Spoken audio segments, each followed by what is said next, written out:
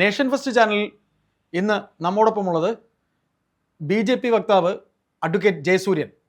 നമസ്കാരം സാർ.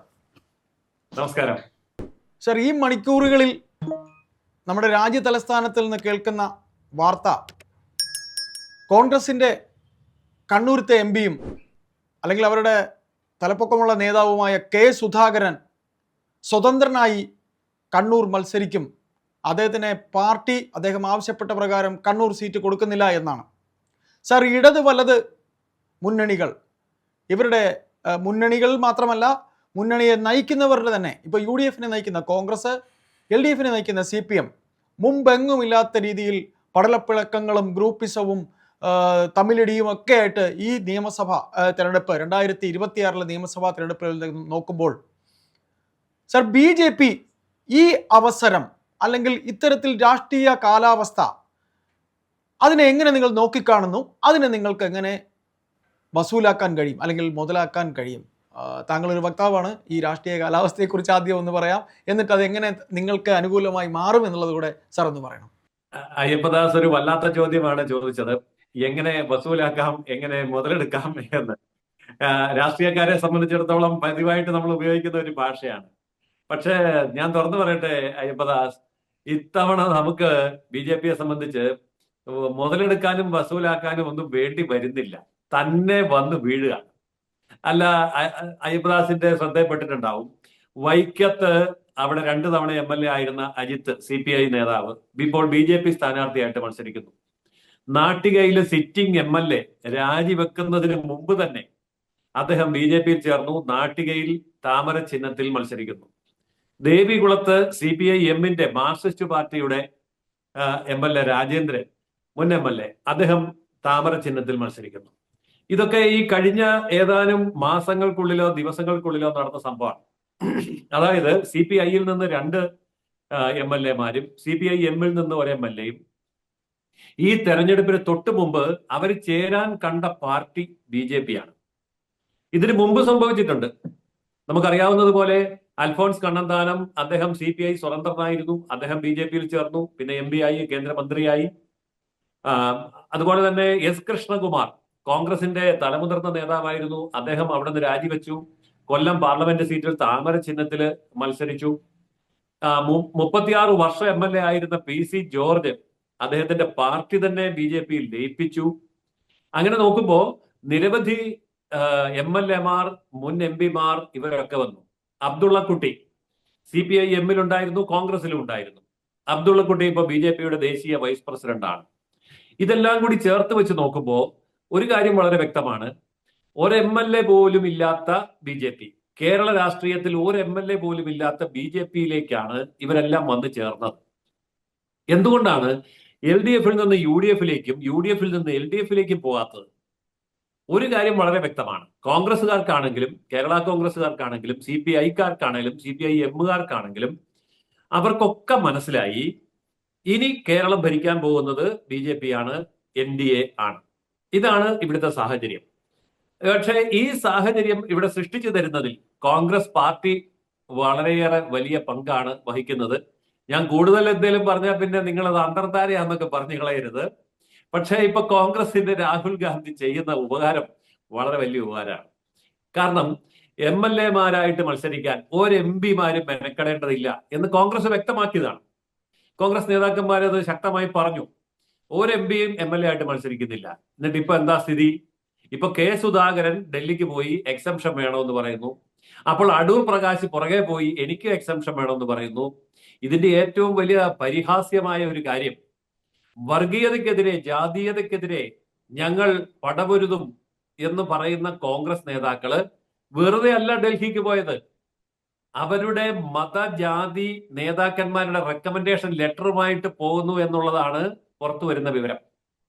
എന്ന് പറഞ്ഞാൽ സമയമാകുമ്പോൾ സീറ്റ് തരപ്പെടുത്താൻ ജാതി സംഘടന വേണം, മതസംഘടന വേണം, റെക്കമെൻഡേഷൻ ലെറ്റർ വേണം.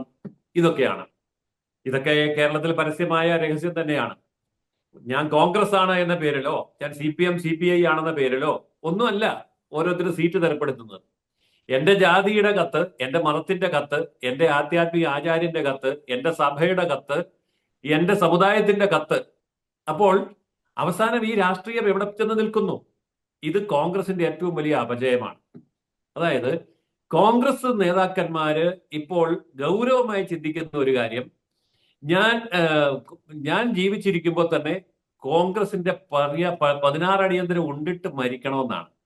അതായത് കോൺഗ്രസ് നേതാക്കന്മാർ ജീവിച്ചിരിക്കുമ്പോൾ കോൺഗ്രസ് മരിക്കണം. അത് ദ്രോഹം കൊണ്ടൊന്നും അല്ല കേട്ടോ, സ്നേഹം കൊണ്ടാണ്. ഇപ്പൊ നമ്മുടെ നാട്ടിലെ ഭാര്യമാര് പറയുന്ന ഒരു കാര്യമുണ്ട് ഭർത്താക്കന്മാരോട്, ഞാൻ ജീവിച്ചിരിക്കുമ്പോൾ നിങ്ങൾ മരിക്കണം എന്നാണ് എന്റെ ആഗ്രഹം. അതിന്റെ കാര്യം എന്താ? ഞാൻ മരിച്ചു പോയാൽ പിന്നെ നിങ്ങളെ ആരാ നോക്കുന്നത്? അതുകൊണ്ട് ഞാൻ ജീവിച്ചിരിക്കുമ്പോൾ നിങ്ങൾ മരിക്കണം എന്ന് പറയുന്ന പതിവ്രതയായ ഭാര്യമാരെ പോലെ കോൺഗ്രസ്സുകാർ ഇപ്പൊ ആവശ്യപ്പെടുന്നതും ആഗ്രഹിക്കുന്നതും ഞാൻ ജീവിച്ചിരിക്കുമ്പോൾ കോൺഗ്രസ് മരിക്കണം, എന്നിട്ട് കോൺഗ്രസിന്റെ ശവമടക്ക് ഞാൻ തന്നെ നടത്തി 16 അടിയന്തരവും വെച്ച് അതിന്റെ സദ്യ കൊണ്ടിട്ട് വേണം എനിക്ക് മരിക്കാൻ. ഈ ഒരു അവസ്ഥയിലാണ് കോൺഗ്രസ്. ഏതായാലും ഇപ്പൊ ഹൈക്കമാൻഡ് വാതിലടച്ചിരിക്കുകയാണ്. ഞങ്ങൾക്ക് ഇതിലൊന്നും പറയാനില്ല. ഹൈക്കമാൻഡിന് തീരുമാനമൊന്നും പറയാനില്ല. കാരണം നിങ്ങൾ ഹൈക്കമാൻഡിനും അപ്പുറത്തേക്ക് പോയിരിക്കുന്നു. ഞാൻ ഇന്നലെ ഒരു ചാനൽ ചർച്ചയിൽ കോൺഗ്രസിന്റെ പ്രതിനിധിയോട് ചോദിച്ചു, ഹൈക്കമാൻഡിന്റെ സ്ട്രക്ചർ ഒന്ന് പറയാമോ? ഹൈക്കമാൻഡിൽ എത്ര അംഗങ്ങളുണ്ട്? ഹൈക്കമാൻഡിന്റെ ചെയർമാൻ ആരാണ്? പ്രസിഡന്റ് ആരാണ്?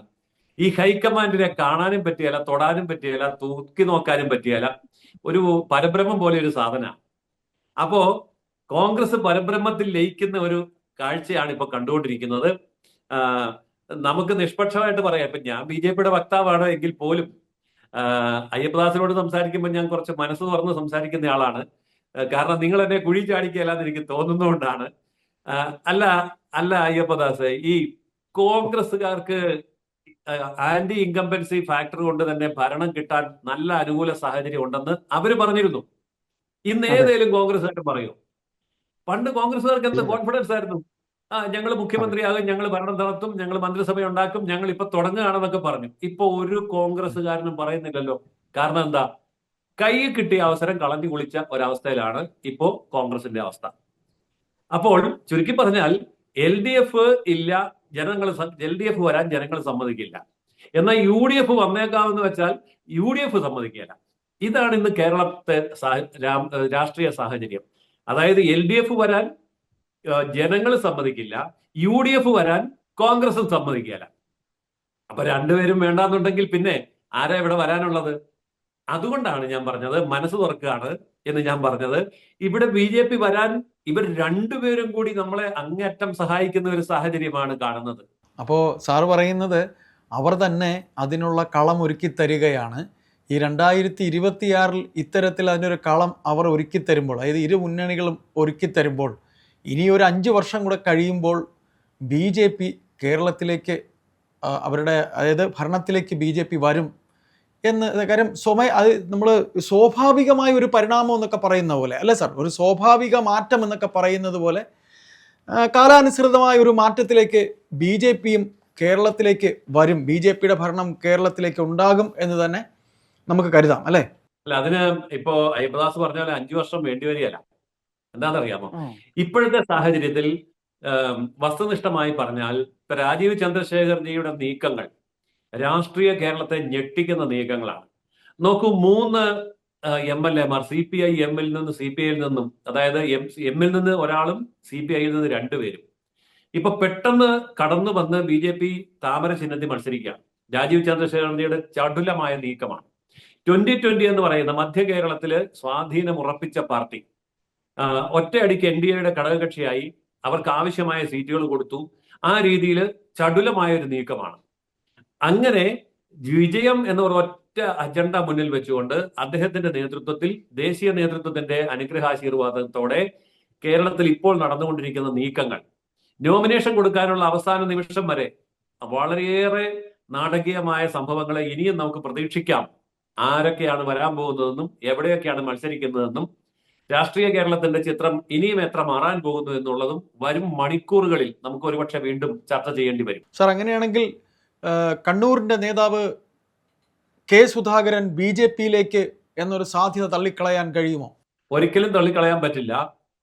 K. സുധാകരന് പാർട്ടിയെ സംബന്ധിച്ചിടത്തോളം, അദ്ദേഹത്തിന്റെ നേതൃത്വ ശേഷിയെ സംബന്ധിച്ചിടത്തോളം എല്ലാവർക്കും അറിവുള്ള കാര്യമാണ്. പക്ഷേ കോൺഗ്രസ് പാർട്ടിക്കുള്ളിൽ അങ്ങനെ തലയെടുപ്പും വ്യക്തിത്വവും ഒക്കെയുള്ള ആൾക്കാരെ അംഗീകരിക്കുന്ന സ്വഭാവമില്ല. അങ്ങനെ വന്നാൽ അദ്ദേഹം എന്ത് തീരുമാനമെടുക്കുമെന്ന് ഇപ്പോൾ പറയാൻ പറ്റില്ല. ഏതായാലും ഇപ്പോഴത്തെ ഈ ഒരു രാഷ്ട്രീയ കാലാവസ്ഥയിൽ വെച്ചാൽ മഴക്കാറ് മൂടി നിൽക്കുന്നു എന്നൊക്കെ കോൺഗ്രസിൽ പറയുമ്പോൾ എന്ത് വേണോ സംഭവിക്കാമെന്ന രീതിയിലേക്കാണ് പോകുന്നത്.